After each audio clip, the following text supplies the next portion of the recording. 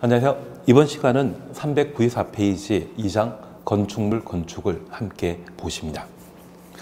우리 교재가 참 잘 만들어져 있지만 건축 절차와 관련된 사항들을 전체를 개요 잡고 정리하시는 게 좀 더 합리적입니다. 그래서 교재 순서는 법률 조문에 따라 구성되다 보니 좀 현실적인 건축 절차와 안 맞는 부분도 있습니다. 제가 정리해 주는 대로 따라오셔야 됩니다. 그래야만 건축법에서 충분히 좋은 점수가 나올 수 있습니다. 우선 394페이지 1. 건축에 관한 입지 및 규모의 사전 결정이라 표현하게 됩니다. 여기 사전 결정은 보통 3년에 한 번 시험에 출제되는 것이 특징입니다. 그래서 올해 쪼이면 사전 결정이 또 시험에 출제될 수 있을 겁니다. 우선 양가 1번입니다. 건축허가 대상 건축물을 건축하려는 자는 건축허가 신청하기 전에 건축허가 신청 전 줄쳐 놓습니다. 허가권자에게 건축물 건축에 관해 사전 결정을 신청할 수 있다.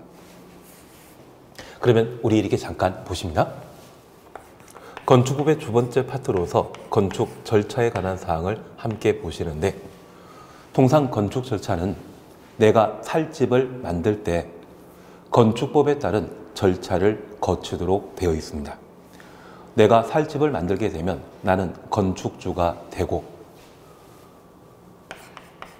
건물 건축하고자 한다면 허가권자에게 건축 허가 받은 때 가능한데, 이 건축 허가는 내가 신청한 때만 나오도록 되어 있습니다. 그래서 건축 허가 신청하게 됩니다. 보통 건축 허가 신청 시에는 내가 건축하고자 하는 건축물의 설계 도서와 대지에 대한 권리를 확보하고 건축 허가 신청하게 됩니다. 대지에 대한 소유권이나 사용권 확보하면 건축 허가 신청할 수 있습니다. 그런데 이런 건축 허가 신청 시에 내가 소유한 땅이 주거 지역의 땅인데 그곳에 나이트클럽에 해당되는 위락설을 건축하겠다고 하면 허가 받을 수 없습니다. 그때는 국토계획법이 접목됩니다. 국토계획법에는 용도지역을 지정하게 되면 용도지역에 따른 행위제한으로서 건축제한과 건폐율, 용적률이라는 제한이 있습니다. 위락설은 상업지역에만 건축할 수 있죠. 그게 건축제한입니다. 그래서 주거지역에 나이트클럽 건축하겠다고 허가 신청하게 되면 허가 받을 수 없습니다.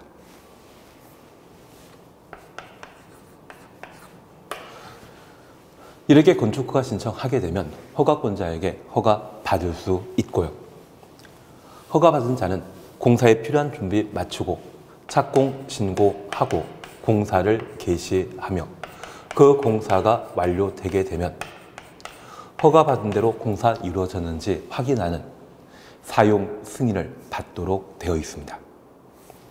가끔 건물 보게 되면 준공 몇 월 며칠로 표시되어 있는 부분이 있는데 그게 사용 승인이 되게 됩니다. 그래서 건축 절차는 크게 2단계로 이루어지게 됩니다. 1단계에서는 허가 받는 것이 목표이고요. 2단계에서는 사용 승인 받는 것이 목적이 되게 됩니다. 이런 건축 절차 진행하기 전에, 건축허가 신청 전에 대지 소유자가 자신의 땅에 어떤 건물 건축할 수 있는지, 크기를 얼마로 할 수 있는지 그것 알아보는 것을 사전 결정 신청이라 표현합니다. 그래서 이 사전 결정 신청 대상은 정식 건축 허가 신청 전에 허가 대상 건축물에 대해 사전 결정을 신청할 수 있는데, 사실 우리 이 공인중개사 공부하기 전에는 일반인이었습니다. 그리고 법 없이도 잘 사셨죠. 그래서 내 땅에 어떤 건물 건축하는지 일반인들은 잘 안다, 모릅니다. 심지어 우리 알고 있는 위락설은 상업지역에만 건축할 수 있다. 그런 것도 모르는 경우가 있거든요. 그래서 이런 건축 절차 밟기 전에 그 사항을 가장 잘 알고 있는 허가권자에게 미리 물어보는 것을 사전 결정 신청이라 표현하게 됩니다. 잠깐 이해하시겠습니까? 2번, 3번에 대해서는 그냥 지나가십니다. 4번 사전결정 및 통지 그냥 보셨습니다.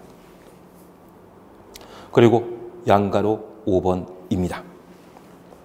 사전결정 통지에 따른 효과, 의제 규정으로서 사전결정 통지 받은 경우 허가받거나 신고, 협의한 것으로 본다. 바로 옆에 방주의 심화차셨죠.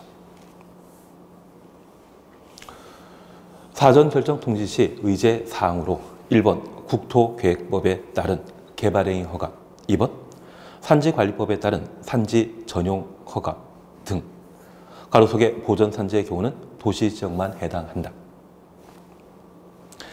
30회 때 기출문제로서 얘를 시험에 다룬 적이 있습니다.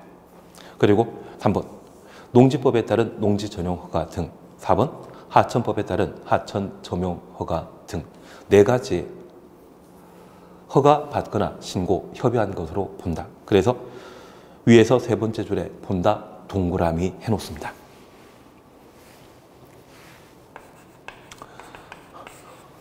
여기 사전결정 신청 대상과 관계된 사항에 대해서는 이미 함께 보셨듯이 건축허가 신청 전에 사전결정할 수 있거든요. 대지 소유자가 허가권자에게 사전결정 신청하면 절차에 관한 사항이 되길 겁니다.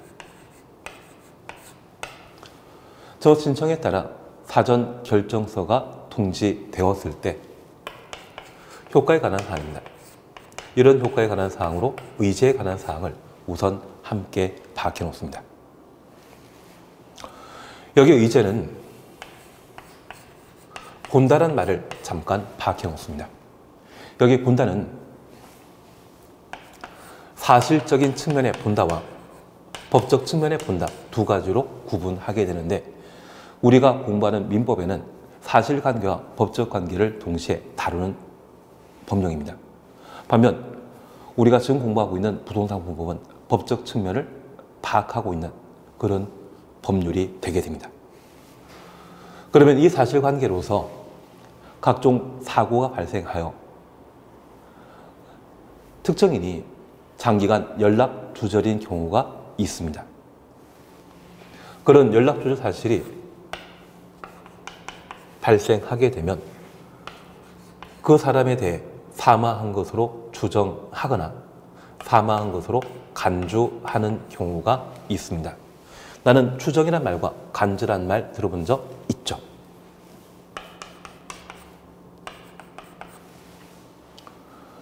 그러면 특정 사고를 겪은 분이 장기간 연락 두절이라고 하면 그 주변 사람들이 이해관계인이 사망한 것으로 생각할 수 있습니다. 그런 상태를 우리는 추정이라 하고, 그 사망 사실에 대해 법원에 확인해달라 소송을 제기하는 경우가 있습니다. 그런 소송 절차에 따라 법원 판사가 실종 선고라는 것을 하게 되면 법원 판사는 가장 객관적인 제3자이거든요. 그 사람마저 사망한 것으로 인정하게 되면 사망의 개연성이 높은 것으로서 간주 상태가 되게 됩니다. 그래서 이 간주 상태가 되게 되면 상속에 관한 문제가 발생하는 것이 특징이 되게 됩니다. 법원 판사는 가장 객관적인 자이고 그 자도 사망한 것으로 인정하게 되면 사망한 것으로 간주하게 되는데, 실종 선고 전 상태일 때는 추정 상태이지만 실종 선고 후인 때는 사망한 것으로 간주를 하게 됩니다. 반면 법적 측면과 관련되어서는 우리 성년 의제라는 말 들어본 적 있으시죠? 성년 미성년에 대해서는 법률로 정해놓고 있는데 지금 현행 민법은 20세를 기준으로 하고 있습니다.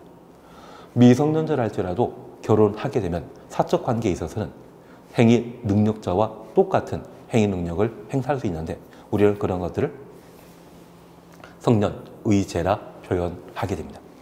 우리가 지금 공부하고 있는 공법에는 사실관계는 없고 법적 관계에 대해서만 다루는 것이 공법입니다. 그래서 민법은 두 개의 측면을 동시에 고려하는 반면 공법은 법적 측면만 고려하는 영역이 되게 됩니다. 그래서 공법상 본다란 말 나오게 되면 그 본다에 대해서는 의제로 파악해 놓습니다. 이번에 대지 소유자는 사전 결정 신청했는데 그 사전 결정 신청 결과 사전 결정서가 송부되게 되면 국토계획법에 따른 개발행위 허가, 산지관리법에 의한 산지 전용 허가,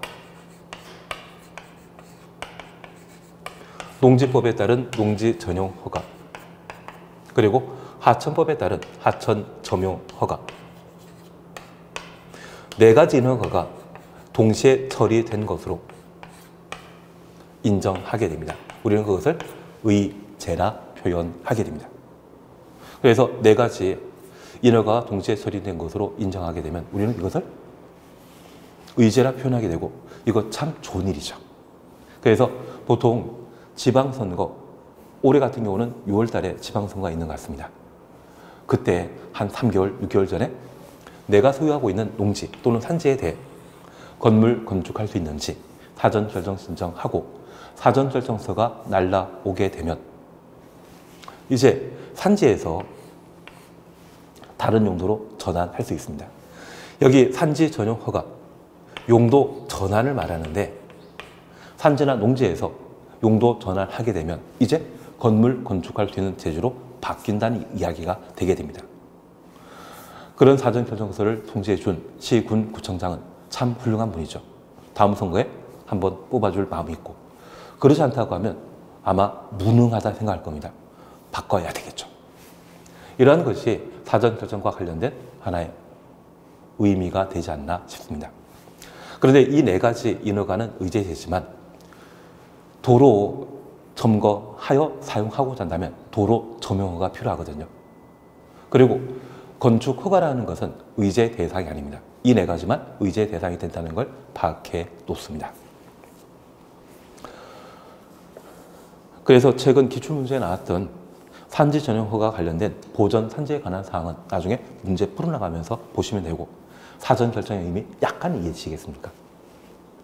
6번 그냥 지나가시고 7번입니다. 사전 결정 신청자는 사전 결정 통지 받은 날부터 2년 이내, 2년부터 가로 열어놓습니다. 건축허가 신청하야며 신청까지 가로 닫아놓습니다. 신청하지 아니하면 사전 결정 효력 상실한다. 그래서 실효에 관한 사항을 우리가 정리해 주시는데, 통지 받은 날부터 2년 내 건축허가 신청하지 아니하면 사전 결정 효력은 상실하게 됩니다. 최근 30회 시험 때는 의제에 관한 사항을 시험에 냈기 때문에 33회 시험에 나오게 된다고 하면 저 실효에 관한 규정을 시험에 낼 수 있을 겁니다.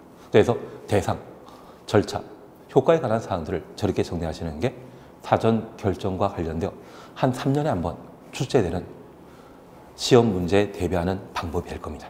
꼭 한번 봐놔야 됩니다. 그래서 우리 394페이지 사전 결정과 관련되어서는 별표 하나 해놓고 꼭 한번 점검해 놓자. 2번 건축 허가 등입니다. 1번 의에 대해서는 그냥 지나가시고요. 2번입니다. 양갈 1번 원칙입니다. 건축물을 건축하거나 대손하려는 자는 건축물부터 대수선까지 가로 해놓습니다. 건축, 대선 각각 주정했습니다. 우리 건축법은 안전한 건물을 건축하기 위해 제정된 법률입니다. 안전을 법의 목표로 삼고 있거든요.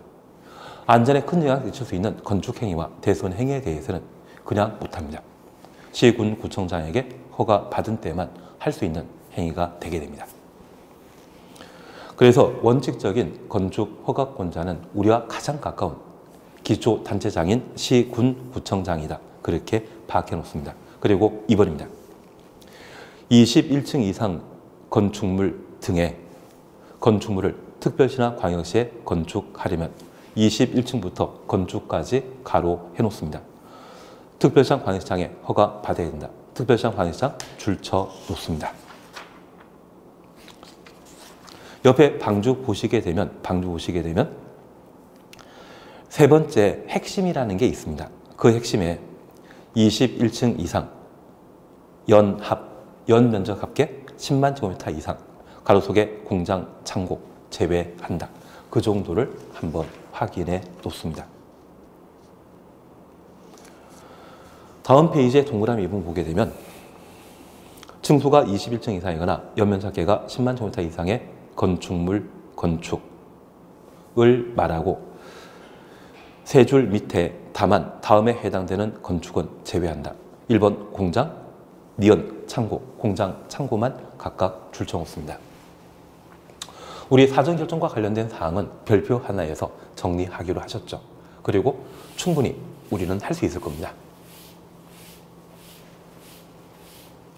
이제 두 번째 보실 것이 건축 허가 신청에 대해서는 교재 순서에 따라 뒤에 밀려나 있고 허가에 관한 사항이 먼저 나오고 있습니다. 그래서 여기 허가에 관한 사항을 잠시 살피시는데 첫 번째 허가 대상은 건축물에 대한 건축, 대수선 행위가 건축 허가 대상이 되게 됩니다. 그런데 우리 용도 변경이라는 말 기억나십니까? 용도 변경은 사용 승인 이후 건물 용도를 변경하는 것을 용도 변경이라고 하고, 실제 우리가 아파트에 대한 매매, 임대에 관한 중개만 하는 것이 아니라 상가에 대한 중개도 하실 겁니다. 그런데 새로운 상가 임대하는 분이 또는 소유하고자 하는 분이 종전과 다른 목적으로 상가를 사용하고자 한다면 용도 변경에 관한 절차를 밟아야 되거든요. 그런 용도 변경 절차를 내가 알아야만 중개할 수 있죠. 그런 용도 변경은 허가 대상이 아닙니다. 용도 변경은 사용 승인 이후 문제이기 때문에 별도로 처리되는 것이지 허가 대상이 아닙니다.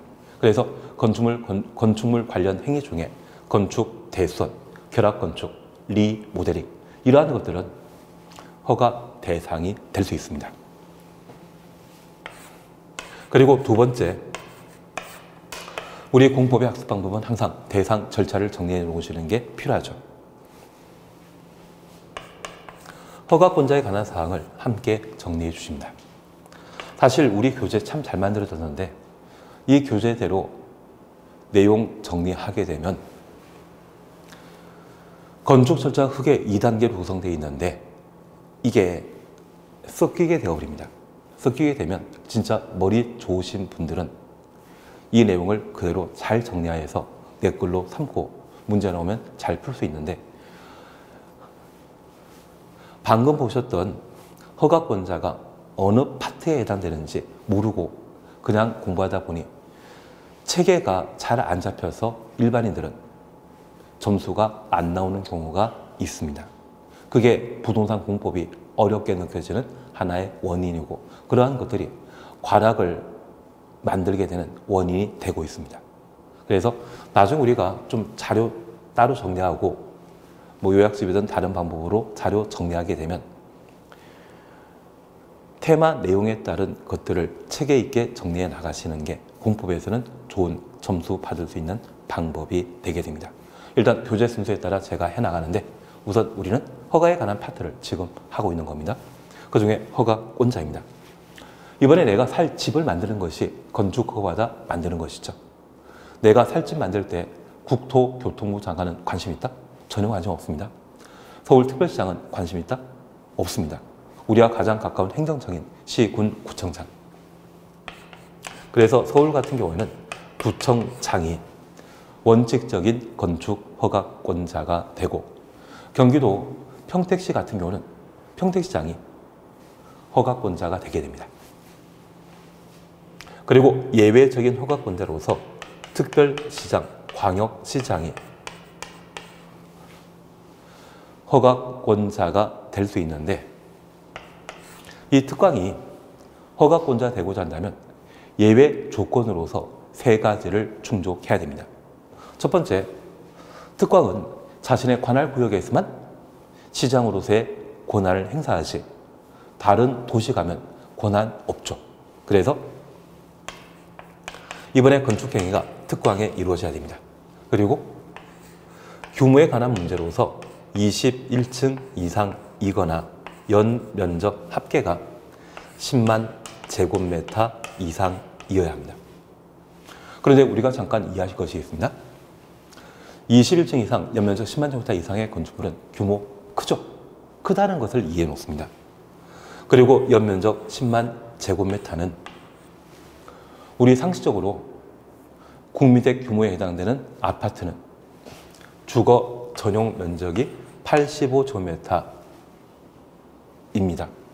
주거 전용 면적은 내가 아파트 생활하면 또는 빌라 생활하게 되면 철문 안에 주거 용도로 사용되는 공간을 주거 전용 면적이라 하고 그게 85인데 계단, 복도나 주차장 등의 공용 부분의 면적도 있거든요.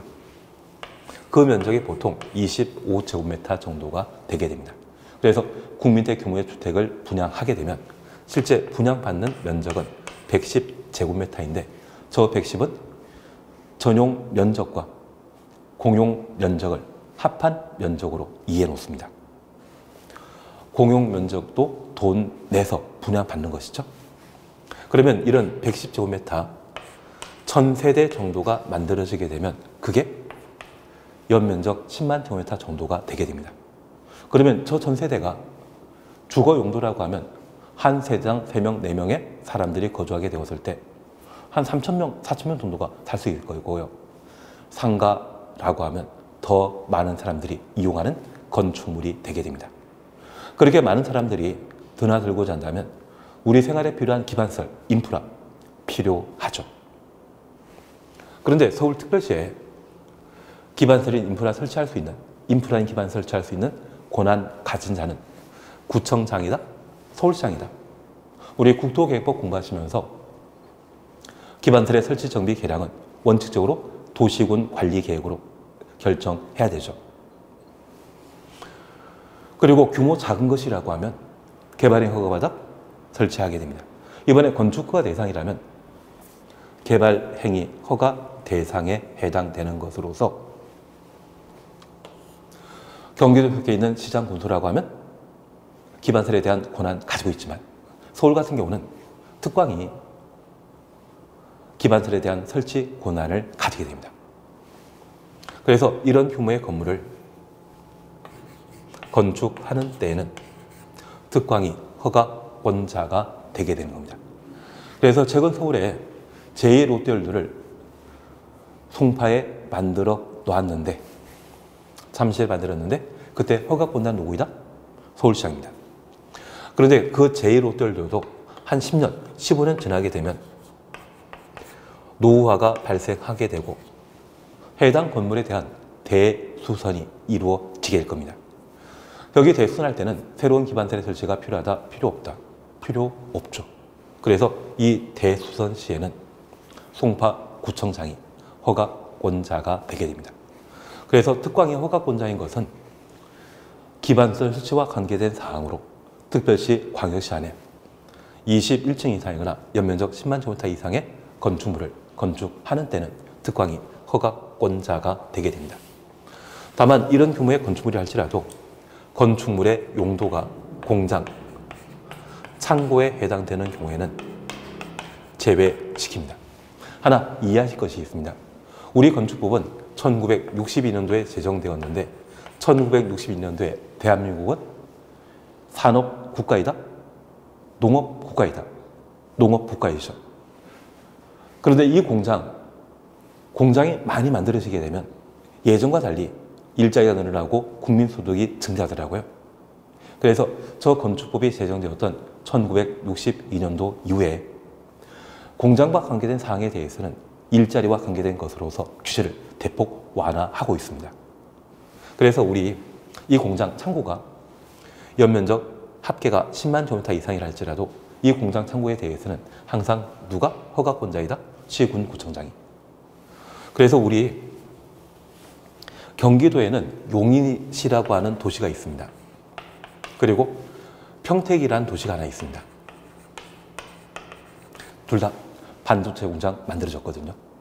여기 평택과 관련되어서는 예전에 삼성 반도체 공장 만들어지기 전에 평택 인구가 15만 밖에 안 되었습니다. 그래서 이 평택 바로 옆에 안성이라고 하는 도시 있는데 안성 6이라는 것 들어본 적 있으시죠? 안성에 사시는 분들은 6기를 밥그릇으로 사용할 정도라면 양반들이 참 많지 않았겠습니까? 그래서 안성 시민들이 이 평택 사람들을 제대로 취급을 안 했다고 합니다. 그런데 삼성 반도체 공장 들어서면서 이 평택 인구가 지금 45만, 50만 육박하고 있거든요. 삼성 반도체에 대한 개발 사업이 모두 완료하게 되면 저 평택시 인구도 70만까지 성장하지 않나 싶습니다. 반도체 공장이 만들어지게 되면 제1밴드, 2밴드 계열 공장들이 계속 만들어지다 보니 인구가 그만큼 늘어날 수밖에 없을 겁니다. 지금은 땅값도 달라져 있고요.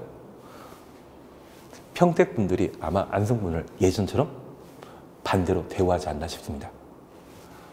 그처럼 삼성 반도체 공장이 만들어지면서 이렇게 인구가 늘어나게 되면 해당 지역의 부동산 가격은 올라갈 수밖에 없죠. 용인 인구 100만입니다. 그런데 이 용인에 SK 하이닉스 반도체 공장이 만들어지게 됩니다.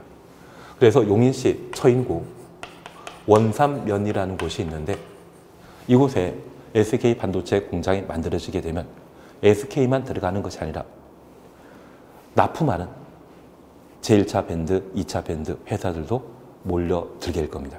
그리고 지금 제2경부고속도로가 만들어지고 있는데 그 제2경부고속도로는 구리시에서 세종시까지 연결되는 경부고속도로인데 인터체인지라는 게 만들어지죠. 그중에 원삼 인터체인지도 함께 만들어지고 있습니다. 이런 용인이나 또는 평택의 그런 반도체 공장, 연면적 10만 제곱미터 이상의 대형 건축물인데 해당 건축물에 대한 허가권자는 누구이다? 시군구청장. 특광은 공장 창고에 대해서는 허가권자 아니죠. 그래서 공장 창고 제외한다. 그걸 봐놓습니다. 3번 사전 승인입니다. 여기 사전 승인과 관련되어서는 사실 건축 절차와 관련되어 허가권자에 관한 사항이 정리되면 건축 절차 중에 안전 영향 평가라는 것을 공부하게 됩니다. 그리고 규제에 관한 사항으로 건축 허가받아 건물을 건축하여 분양하게 되면 사익이 형성되게 됩니다. 그 사적 이익이 공익에 저촉되게 되면 제한할 필요가 있죠. 그런 규제 일환으로서 사전 승인, 건축 허가 등의 제한, 건축 허가 거부, 건축 허가에 대한 필수적 취소 4가지를 공부해야 되는데 그 4가지와 맞물리는 것으로 파악해 놓습니다. 다만 우리 교재 순서에 따라 지금은 그냥 한번 반항합니다. 3번 사전 승인 도지사입니다. 시장 군수는 다음에 해당되는 건축물의 건축을 허가하려면 2줄 밑에 도의사 승인 받아야 된다. 시장 군수 추정하시고 도의사 승인 줄쳐 놓습니다.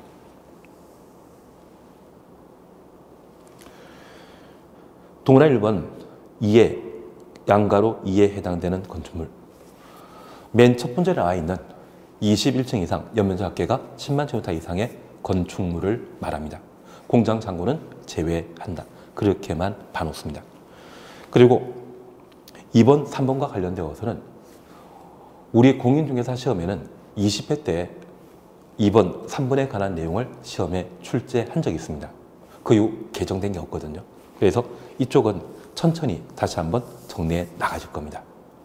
나중에 문제풀이 할 때 나오면 그때 한번 정리해 나가시는 거 하고 지금은 1번만 초점을 맞춰주십니다. 그러면 우리가 잠깐 봐주실 것은 사전 승인 제도에 관한 사항을 함께 보시는데 이 사전 승인은 경기도 등의 도에 속해 있는 시, 군에 특별시 관한 것이 아닙니다. 21층 이상 또는 연면적 합계가 10만 제곱미터 이상의 건축물을 건축할 때 도에 속해 있는 시장 군수는 도지사의 승인받아 건축 허가할 수 있다. 그런 의미입니다. 그러면 우리가 잠깐 이해하실 것이 있습니다. 경기도에는 31개 시군이 있습니다. 그러면 경기도의 31개 시군은 특정 지역에 중점적으로 개발 사업이 진행돼야 된다? 균형 발전해야 된다. 아니 1970년대, 80년대, 90년대는 거점 중심의 개발 사업이 이루어졌습니다. 그래서 지금 서울이 집중적으로 개발되다 보니 인구 1000만의 도시가 되어버렸습니다. 근데 지금 우리가 살고 있는 이 시대는 균형 발전 시대이다? 특정 지역 중심으로 집중적으로 개발해야 된다. 균형 발전 시대이죠. 그래서 이 도지사는 경기도의 31개 시군의 균형 발전을 도모하기 위해 특정 지역이 너무 집중적인 개발 사업이 이루어지는 것을 방지할 필요가 있습니다. 그래서 경기도에 속해 있는 시군에 21층 이상 또는 연면적 10만 제곱미터 이상의 건축물을 건축하려면 시장 군수에게 허가 받아야 되죠. 다만 이 시장 군수는 허가하기 전에 도의사의 승인 받아야 됩니다.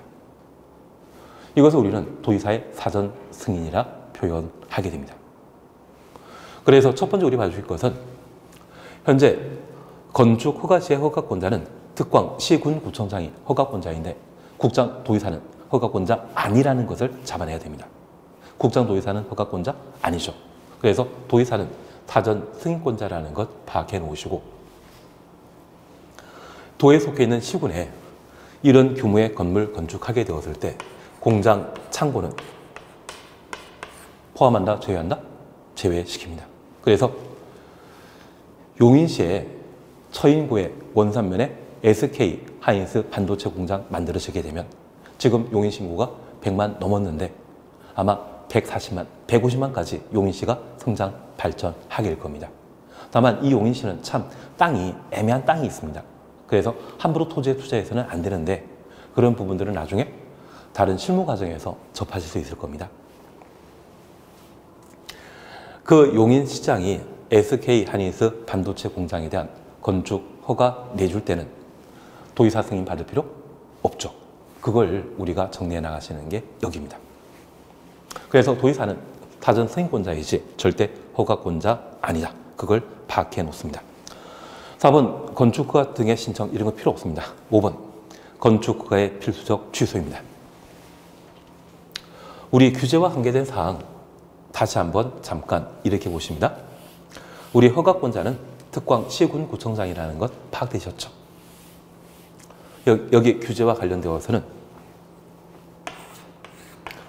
건축 허가받아 건물 건축하여 분양하게 되면 사익이 발생하게 되는데 그 사익이 공익에 저촉되는 경우가 있습니다. 그 공익을 달성할 목적으로 도의사의 사전 승인, 도의 균형 발전을 도모하기 위한 도의사의 사전 승인은 공익을 목표로 하는 것이죠. 그리고 두 번째, 아직 못 보셨지만 건축 허가 등의 제한, 아직 못 봤지만 건축 허가에 대한 거부, 건축 허가 신청에 대한 거부. 세 번째가 필수적 건축 허가 취소가 되게 됩니다. 그래서 이 네 가지는 공익을 달성하기 위한 규제로 파악해 주시는 게 필요합니다. 5번 찾았습니다. 건축 허가의 필수적 취소입니다. 허가권자는 허가받은 자가 다음 어느 하나에 해당되게 되면 허가를 취소하여야 한다. 취소하여야 한다. 추정습니다. 그리고 한 줄 밑에 정당 사유가 인정되면 1년 범위 내 연장할 수 있다. 1년 동그라미 연장 줄쳐 놓습니다. 그러면 첫 번째 우리 봐주실 것이 있습니다. 우리 부동산 공법에서는 연장이란 말이 나오게 되면 1년 연장하는 것이 원칙입니다. 대신 2년 연장하는 것은 딱 한 군데 나옵니다. 우리가 국토의 계획 및 이용에 관한 법률 공부하시면서 개발 행위 허가 제한 기억나십니까? 청산리 하면 녹개수란 말 나와야 되죠. 국어 시간에는 벽개수입니다.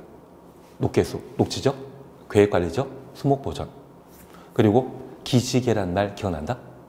기반시설 부담구역, 지구단위 계획구역, 도시군 관리 계획 등을 수립 중인 곳으로서 결정되었을 때 용도지역 변경이 예상되고 개발의 허가 기준이 크게 달라질 것으로 예상되는 지역에 대해서는 1회 2년 범위 내 연장할 수 있죠. 도시계획위원회 심의 없이 연장할 수 있다. 그래서 그런 부분들을 빼면 항상 연장하면 1년 연장 원칙입니다. 그거 빼고 2년, 3년 연장한다. 이 지문 나와 있으면 모두 틀린 것으로 파악해 놓습니다. 그리고 두 번째입니다. 건축 허가에 대한 필수적 취소라는 것을 보시는데 사실 건축주가 건축 법령을 위반하면 건축 허가를 취소할 수 있습니다. 할 수 있다. 임의사항입니다. 대신 중요한 공익, 저촉이 예상되게 되면 반드시 취소하여야 합니다. 그래서 필수적 취소 사유로서 1번입니다. 허가받은 날부터 2년 이내, 2년 추천호수입니다. 공사에 착수하지 아니한 경우, 가로 속에 공장 추천호수고 3년 추천호수입니다. 공사에 착수하지 아니한 경우. 그러면 허가받고 2년 내 공사에 착수하지 않았다고 하면 건축허가 반드시 취소하여야 합니다. 우리 이렇게 잠깐 이해하십시오. 우리가 지금 살아가고 있는 이 시대에 건축법 관련된 규제는 강화되고 있다, 완화되고 있다. 규제 강화되고 있죠. 그래서 만약 10년 전에 건축허가 받고 공사 안 하다가 오늘 이 시간에 공사 착수하게 되면 그 건축공사가 완료되었을 때 해당 건축물은 안전한 건물이다, 불안한 건물이다. 불안한 건물이 되는 것이죠. 그래서 허가받고 2년 내 공사 착수하지 않는다면 건축허가를 취소하여야 합니다. 공장의 경우는 규제 완화시켜주죠. 그래서 3년이 되게 됩니다. 2번입니다. 기간 이내 공사에 착수했으나 그것은 법에 정한 기간을 말합니다. 법정 착수 기간 내 공사에 착수했지만 공사 완료가 불가능하다 인정하는 경우 완료 불가능 추천호수입니다. 건축허가 취소하여야 한다. 그러면 우리가 잠깐 이해해 주실 것이 있습니다. 공사 완료가 불가능하면 공사 현장 제대로 관리하지 않고 해당 지역이 범죄 발생할 수 있지 않습니까? 그런 우범지대가 되는 것을 방지할 목적으로 건축허가를 취소하여야 합니다. 3번입니다. 착공 신고 전에 경매 등의 방법으로 대지 소유권 상실한 때부터 6개월 추천호수입니다. 지난 이후 공사 착수가 불가능하다 판단하면 건축허가 취소해야 한다. 건축물 건축할 땅에 권리를 상실했다고 하면 공사 진행할 상황 아니죠. 이런 경우는 건축허가 취소하여야 합니다. 그래서 여기 필수적 취소와 관련된 것은 2, 3, 6으로 구분합니다. 허가받고 2년 내 공사에 착수하지 않거나 공장은 3년 내 공사에 착수하지 아니한 경우, 공사에 착수했지만 공사 완료가 불가능한 경우, 허가받을 때는 대지에 대한 권리 있었지만 착공 신고하기 전에 대지에 대한 소유권 등을 경매 등의 방법으로 상실하고 6개월 경과토록 공사 착수가 불가능하다 판단하면 취소하여야 합니다. 그래서 필수적 건축허가 취소와 관련된 것은 4가지가 나옵니다. 그래서 만약 허가받고 2년 내 공사에 착수하지 않는다면 건축허가 취소해야 한다, 취소할 수 있다, 해야 한다. 할 수 있다면 바로 틀린 질문입니다. 이 4가지만큼은 필수적 건축허가 취소 대상이 된다는 것을 구분해 놓습니다. 연장하면 1년 연장하는 것이죠. 2년 연장하는 것은 국토계획법의 개발행위 허가 제한 딱 하나만 2년 연장이고 나머지는 다 1년 연장입니다.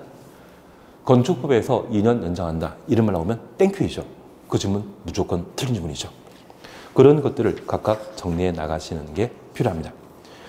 6번 관련된 사항, 매도 청구와 관련된 사항은 다음 시간에 우리가 함께 해나가도록 하겠습니다. 다음 시간에 뵙도록 하겠습니다.